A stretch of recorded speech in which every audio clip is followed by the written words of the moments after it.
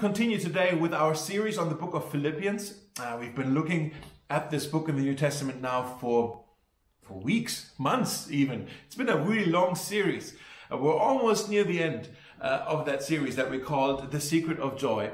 But there's a couple more things today and also next week that I think we can learn together. So let's go right back in again. In this passage, we just heard the scripture being read to us. In this passage today, Paul, again, he's talking about contentment. Last week already we had this as the subject of the preach that Carl was sharing with us. He was talking on the secret of contentment. And one of the things that he was talking about was that contentment isn't a talent that you are born with. Contentment is a skill that you can learn. And again today in this passage we can see Paul saying the same thing. Let's look again. In verse 11, Paul says, I have learned, here's that word, I have learned to be content, whatever the circumstances. I know what it is to be in need, and I know what it is to abound. I have learned, there's that word again, I have learned the secret of being content in any and every situation, whether well-fed or hungry, whether living in plenty or in want. Do you see these contrasts here? He's talking about being in need and abounding. He's talking about being hungry and being well fed. He's talking about being in want and having plenty. He's basically saying whether I'm here or whether I'm there, in either of those places, I have learned to be content. I have learned the secret of being content. And guys, I want us to know this secret. I want us as followers of Jesus to learn what it means to truly be content. Not false contentment where we are only happy when we have much, but true contentment where whether we have much or whether we have little, we can be content. Okay, so let's unpack this today in this message. There are two things that I think will destroy your contentment. They will destroy your joy. Carl looked at the first one already last week and he mentioned it and he talked about worry. By the way, if you missed that message, you should look it up again on Spotify or YouTube. It's worth listening to. Carl shared with us about how to defeat worry, because worry kills. Worry is the death of our contentment. The other thing that kills contentment, and that's what I want to talk about today, is comparison.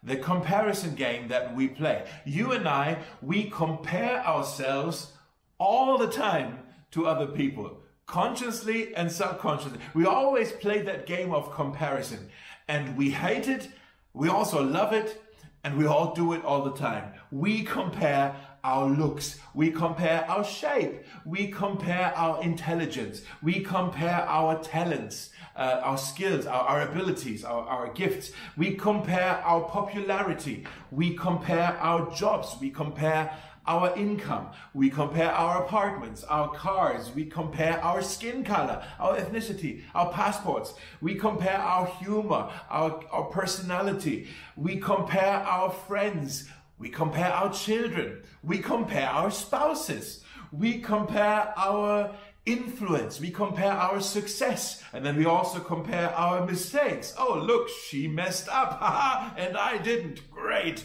You know, we compare our mistakes. We compare our churches. We compare our small groups. We compare our spiritual gifts. We compare our roles in the church. We compare how long we have been in the church. We always play that comparison game, and there's a lie underneath it that basically says, I must have what you have, or I must be what you are, and then I will be happy. You see that? Basically, I must be you. I would rather swap places. Your life looks happier than mine. I'd rather have your life, and then I will be happy. And the Bible says it is foolishness for us to compare each other. It's actually a dangerous game that we play, because when you think about it, and I think I shared this before, but I'm going to say it again, comparison always leads to either envy or pride. Either envy or pride. I want neither of those things to have place in my heart. Envy or pride. Envy says, when I compare myself to you and I look at what you have and what you are, I realize you are better off than me. You have more. You are more than me. Therefore, I am jealous of you. That's envy. Pride says, when I compare myself to you, I realize, oh, I have more than you have. I am more than you are. Therefore, I'm going to be prideful. Therefore, I'm going to be arrogant. Do you see how comparison always leads to one or the other? And both of those are signs of insecurity. Envy is a sign of insecurity. Desiring to be envied is also a sign of insecurity. I'm not talking about having ambitions, because I think it's good to have ambitions. It's good to have dreams. That's a godly thing to dream. It's an ability that God gave us to have like good desires. Okay, that's not what I'm talking about. I'm talking about resenting people who already have what you dream of. I'm talking about believing that you can only be happy once you have arrived there. Once you have it, that there's no happiness for you, no contentment for you until you have that, or until you are that. And Paul says here in verse 12, I have learned the secret of being content in any and in every situation, whether well-fed or hungry, whether living in plenty or in want. He's basically saying, I'm content whether I have it or not. I'm content whether I have it or not. I'm not going to play this comparison game anymore. It was like, oh, do I have more than you? Do I have less than you? Are you hungrier than me? Or am I hungrier than you? Or, you know, I'm done playing that game, Paul says. I am content in every situation. Let me just get really personal here. When I was studying, my roommate, when I was studying theology, my roommate was another student at that school. His name is Dennis.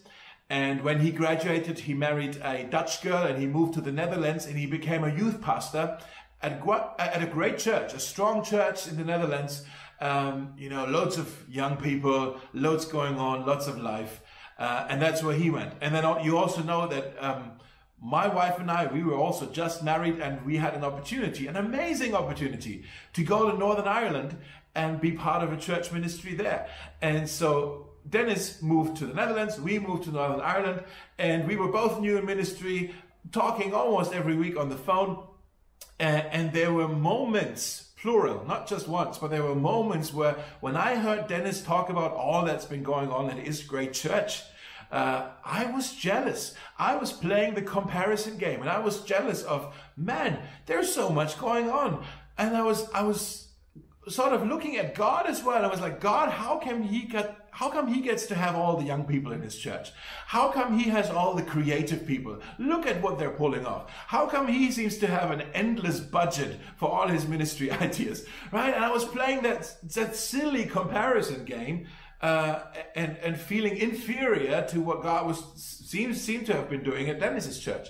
And then later that happened again when we moved to Berlin. Almost the exact same thing happened because you know this, most of you know this, when we moved to Berlin, we weren't part of Mosaik yet. We came here actually to plant another church. We came here to plant the Saddleback church here in Berlin. And that was around 2012, 2013. And at the same time, my friend Seba, who also was called to plant a church with Saddleback. We went through the same training together. We spent months together in California. We were sent out and we went to Berlin, and Seba went to Buenos Aires, to Argentina, is where he's from. And we planted our churches in the same month of each other. And church planting, those of you who were involved in the beginning stories of Mosaik, you know church planting is hard work. You invest a lot, because you have a dream that God's going to do something here. You have faith for that, but it's not happening quite yet, right? And so you invest a lot, but there's not a lot of turnaround. And so I found it tiring very, very quickly because it just took so much energy. And there wasn't that much happening yet here in Berlin. And at the same time, I was talking to Seba in Buenos Aires, and his church from the start exploded. So many people came to faith, baptisms, membership, all of that. It was just crazy. And I was looking at this and I was like, God, how come his church is exploding and nobody seems to care about this church here? And I was almost angry with God. Because I was saying, God, I'm doing the same thing that Seba is doing. We both learned the same ways of how to do church planting, and we're doing the same thing. I'm praying the same prayers he's praying. I have just as much faith for this as he has. How come his church is growing and mine isn't? And I know, even talking about this out loud, I know how silly that sounds. Because it is so silly to compare churches to each other. Because God likes to write different stories with each local church. And especially if they're in two completely different cities, in completely different cultures, it is silly to compare pace and size of churches. That really is silly. But I'm just sharing this. I hope you hear my heart here, because it was real. That comparison, that jealousy, that envy, man, it was real. It was real. And then I was listening to a sermon where someone was preaching on the Gospel of John chapter 21. That is after the resurrection of Jesus. Jesus and Peter are walking by a lake, and they have that famous conversation. Maybe you know the story, where Jesus asked Peter 3 times, "Peter, do you love me?" And 3 times Peter says, "Yes, of course I do." And Jesus, every time he says, as a response, "Okay, then take care of my sheep, take care of my flock, take care of the church. Do you love me?" "Yes, I do." "Take care of my church." That's that conversation. But then oftentimes that's where we end reading that story. But there's more that happens. Then let me just read this to you in verse 18 of John 21. Jesus says a bit of an odd thing to Peter. He says, "When you are old, you will stretch out your hands, and others will dress you and take you where you don't want to go." That's a bit strange. What does he mean by that? And then it says, it's explained here, Jesus said this to let him know by what kind of death he would glorify God. Then Jesus told him, "Follow me." And then it says, Peter turned around and saw John. Peter asked Jesus, "What about him, Lord?" There's that question. What about him? And Jesus replied, "If I want him to remain alive until I return, what is that to you?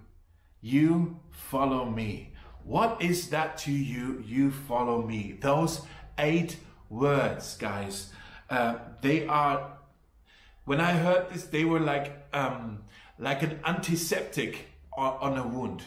You know, an antiseptic on a wound, at first it stings, it hurts, but then it heals. Those 8 words, they had that effect on my soul. What is that to you? You follow me. God was saying to me, what if Seba's ministry in Buenos Aires gets all the things that you don't have? What is that to you, Dave? Will you still love me? Will you still follow me? And I just want to be that open with you today, because I think all through my life, I can say that I had a struggle with this thing of comparison, with either pride or envy. It's been a struggle, and not just with church stuff. It was things like, God, how come he gets appreciated and I don't? God, how come their marriage seems to be so much healthier and happier than mine? God, how come they get to have a baby and we have another miscarriage? God, how come they are so good at parenting and I'm such a loser at this? God, how come that prodigal son returned back home and is walking in faith again, and my oldest brother is still far away from you? God, how come you healed their loved one and not my loved one? I prayed just as much for this. Do these things sound familiar to you? When we play that comparison game, it quickly becomes an argument with God, where we accuse God of having favorites, where we are shaking our fist in his face and are saying, God, this is not fair. This isn't fair. You seem to love them more than you love me. This isn't fair, God. And Jesus says, what is that to you? You follow me. You follow me. And then you realize, okay, you're right, Jesus. It's none of my business what you do in his life. It's none of my business what you do in her life. I love you. I trust you. I follow you. And you may be wondering, okay, how is that possible? How can we defeat this spirit of comparison? Let's go back to Paul. He's saying, I have learned the secret of being content in any and every situation, whether well-fed or hungry, whether living in plenty or in want. How? Well, in the next verse, he gives us the key. And guys, just let me say this up front. This is the most misunderstood and misinterpreted verse, I believe, in the entire Bible. Okay, we take that verse and we take it to mean something that it just doesn't. Here's what it says. I can do all things through Christ who strengthens me. I can do all things through Christ who strengthens me. So what do I mean by that? That we often misinterpret and misunderstand this verse. Well, here's how I've often heard this. That this verse means that because of Jesus, we now have received divine assistance to be a superhero. You're Superman, you know. I can do all things through Christ who strengthens me. You can fly through Christ who strengthens me. I'm just making this up. But you know what I mean. I'm sure you've heard it the same way. When you came across this verse, it's like, okay, now you can accomplish anything. You can attain anything. You can see any dream come true. Athletes quote this verse. I can do all things through Christ who strengthens me. I'm going to win this game through Christ who strengthens me. At university, you may have prayed this verse before you went into an exam. I can do all things through Christ who strengthens me. Jesus will help me pass this exam. Or if you're in business, before you make a deal with someone, I can do all things. I'm going to win in this deal. I can do all things through Christ who strengthens me. But this is not what Paul is saying. It's not what Paul is saying. I can do all things does not mean I can do anything, but it does mean I can face any situation and be content. That's the content. He's talking about the context. He's talking about being content. It's not just through Christ I can win. Through Christ I can be rich. Through Christ I can be strong. Through Christ I can be awesome. But also through Christ I can lose and be okay. Through Christ I can be hungry and be okay. Through Christ I can be weak and be okay. Through Christ I can be weary and be okay and be content. Through Christ I can face any situation, not just the situations where I win, but also with Christ I can lose and be all right. That's what he's saying. Do you see it? It's the same principle that I think we saw all over this series when we talked about what is the secret of joy. Is that Paul discovered the source of joy is not external circumstances, but a person who lives inside you. It's not circumstances, it's a person. That's the source of joy. The key word here is through Christ. Jesus is my joy, Paul is saying. He's the secret of joy. Jesus is my life. He's my joy. He is all that I need. He is my everything. And because of Jesus, I no longer need to compare. I no longer need to be jealous or prideful or arrogant. I can do all things. I can have little or have much. I can win or I can lose. I can be well-fed or be hungry.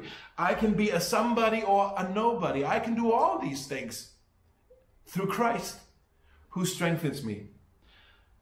How does Jesus give us strength to live this way? How does Jesus give us strength to defeat comparison? Well, very practically, let me just give you 3 things and write these down quickly because I'll really just sort of mention them. 3 things that Jesus gives us strength for that will defeat comparison. The first one is Jesus gives me strength to unmask comparison as a sin issue. To unmask comparison as a sin issue. And maybe you're saying, well, what do you mean sin? Is comparison a sin? Yes. Yes. It's even listed in the top 10, in the 10 commandments. The 10th commandment is you shall not covet. That's what that is. Comparison, envy. You shall not covet. And the 10th commandment really is the first commandment put into psychological terms. What's the first commandment? The first commandment is you shall have no other gods before me. That's the first commandment. And then in number 10, God says you shall not covet. In other words, you can find your satisfaction. You can find your contentment in me. There is no need for you to desire anything else as much as me. God is saying there's no need for you to become obsessed with anything else. There is no need for you to put anything else before me. I am enough for you. You shall have no other gods. No need to covet. No need to compare. So here's how you can maybe read yourself. When you are unhappy, when you are jealous, when you are bitter, when you're discontent, when you're miserable, ask yourself this question: what besides God has taken hold of my heart? Is there anything in my heart that I desire other than God? Is there anything I put before God? What besides Jesus has become my joy, my salvation, my loyalty? Really, that's what sin is. Sin is it's missing the mark. You know, from archery. When you have archery, you're missing the mark. You're aiming at the wrong things. That's what sin is. You're aiming your heart at the wrong thing, and you're hoping to find satisfaction there. I must have that. I must be this, and then I will be happy. And Jesus gives you the strength to be so honest with yourself that you can say, okay, oh, this isn't God's way right now. This isn't what he has for me. I'm missing the mark here. This thing is not what gives me worth. This thing is not what defines me. This is not my righteousness. This is not my joy. Jesus is my joy. What he has done for me, that's my righteousness. What he says about me, that determines my worth. Okay? So Jesus gives us the strength to unmask comparison as a sin issue. That's what it is. The second thing is Jesus gives us the strength to trust God's wisdom. Because to trust God's wisdom, as I was saying, whenever we play the comparison game, for us as Christians, it can quickly become an argument that we have with God. You resent his decisions. You question his wisdom. You accuse him of being unfair to you. Our problem is we don't really trust God that he knows what's best for us. Oftentimes we don't really trust God that he is the one who really knows what's best for us. And the way you can maybe shine a light on this idea in your heart is ask yourself this question: what lie do I believe about God in this situation? What lie am I believing about God that just isn't true about him? You know, what lie do you believe about God that you can't trust him right now? In other words, that's what I'm saying. So a lie, for example, could be, oh, God isn't trustworthy right now. God's not coming through for me because God has forgotten me. God's forgotten me. I'm no longer important to him. He's far away. He's not interested. Or another lie could be, God is disappointed with me. Therefore, he's not going to help me or provide for me. I can't trust him right now because I've messed it up. Therefore, I'm not sure if he's still on my side. I have maybe disqualified myself from ever receiving anything from him again. Maybe you believe God has more important people to look after. I'm just not a priority for him. That's a lie. Or maybe it's God is not capable to help. God is not capable to provide here. I must have overestimated God. He's not in control of all things. And Jesus gives us the strength to overcome these lies. The way he does it is he shows us in the Bible, he leads us to the truth of himself. And then when we understand the truth about God, we realize, yeah, God is trustworthy. I shouldn't believe those lies. God is a trustworthy God. I can trust his ways. I can trust his timing. I can trust his wisdom. Maybe you want to write this down. God may have a reason why I don't have what I want. God may have a reason why I don't have what I want. The thing is, God doesn't owe me an explanation. I know his heart. I know he's for me. I know he loves me. I know he knows what's best for me. Therefore, I will trust him. And Jesus gives me the strength to trust him with what I have and also with what I don't have. I can trust him with both. And therein I find contentment. And lastly, the third thing that Jesus gives me strength to do, Jesus gives me strength to be grateful with what I have. the strength to be grateful with what I have. When you stop comparing just for a moment, you realize that you are so blessed by God. He's been so good to you. Everything that you have is a gift from God. Even the breath in your lungs is a gift from God. And so the way maybe you can reflect on that is by asking the question, what can I be grateful for today? What can I be grateful for today? Your talents from God. Your friends, gifts from God. Your family is a gift from God. Your school, your education, your job, the skills that you have, the talents that you have that got you the job, your ability to produce wealth, that's all from God. Your home, your looks, your skin color, your ethnicity, gifts from God. Your intellect, your humor, your church, your small group, they're all gifts from God. When you just pause and you stop comparison for a moment, you can be grateful for the gifts that you have received from God. In 1 Corinthians chapter 4, I really like this in the Message paraphrase translation. It says, "Isn't everything you have and everything you are sheer gifts from God?" So what's the point of all this comparing and competing? You already have all that you need. I call this the icing on the cake principle. What do I mean by that? The icing on the cake principle. We all like the icing on the cake or the whipped cream on the cake, right? To make something that is already so good and so delicious even a little bit better. That's what the icing on the cake is, okay? We all like it, but imagine if your entire diet were made up of just the icing on the cake or the whipped cream, and you don't eat any meat, you don't eat any veggies, you don't eat any fruit, no carbohydrates, none of that. All you eat for breakfast, lunch, and dinner every day is a bowl of icing or a bowl of whipped cream. I'm no doctor, but even I know that's probably not very healthy for you. That's not a healthy diet. That's not good for you to consume things this way. Here's what I'm saying to you with this. The icing of the cake principle is basically this. When you have Jesus, you have the cake. When you have, or if you don't like the cake metaphor, when you have Jesus, you have the bread of life. When you have Jesus, you have the water of life. You have all the protein. You have everything that you need. You can be well satisfied and nourished when you have Jesus. There is no need to hunger for anything else. And all the other things that are nice to enjoy, they're really just icing on the cake. Excuse me. They're really just icing on the cake. As Christians, we're not against pleasures. We're not against riches. That's not what Christians, that's not our posture. But here's our posture. We don't worship these things.